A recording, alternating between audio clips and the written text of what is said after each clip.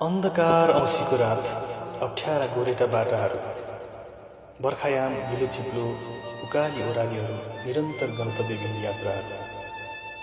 सँगै समय पनि थाहै छैन, लगभग रात छिप्पिँदैछ। यत्तिकैमा पिल्ल बलिरहेको एउटा दियालो बत्ती देख्छु। अलिक नजिक जाँदा थाहा भयो, एउटा सानो छाप्रो।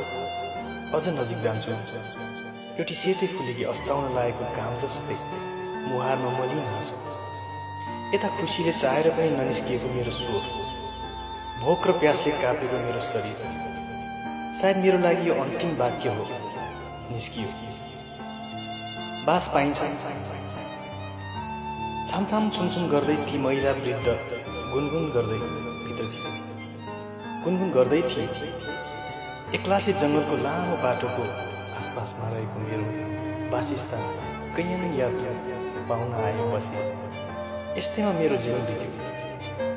तर किन यस्तो लागिरहेछ कि यो महान यात्री हो, यो मेरो र घरको निम्ति महान पाहुना अर्थात् अतिथि हो।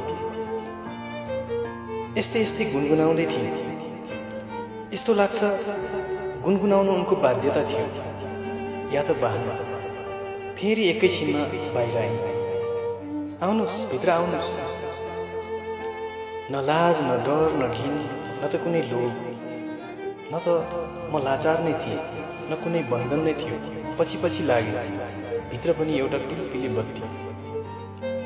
यतिखेर यस्तो लाग्छ सारा प्रकृतिले मेरै साथ दिइरहेछ। मेरो आँखा भित्तामा झुन्डिरहेको फोटोमा पर्छ। एउटा 20-22 वर्षको युवकसँग एउटी युवती। खोपी सानो दराज जस्तो, जहाँ 2-4वटा किताबहरू, त्यस्तै खाट, भगवानहरूका तस्बिरहरू। यस्तो लागिरहेछ म कुनै धाममा आइपुगेँ। बस्नुहोस् भन्दै उनी मलाई खाटमा बसाले। उनी पानीको भाँडोतिर गइन्। मलाई लाग्यो पक्कै मैले अब पानी पिउन पाउनेछु। उनीप्रति दया र सहानुभूतिसँगै गर्व पनि लाग्यो। यस्तो गरिबीमा बाँचे पनि कत्रो साहस र महान सोच थियो यिनको। नभन्दै पानीको करुवा मेरो हातमा थामियो। म उनीलाई निहालेर हेरिरहेँ।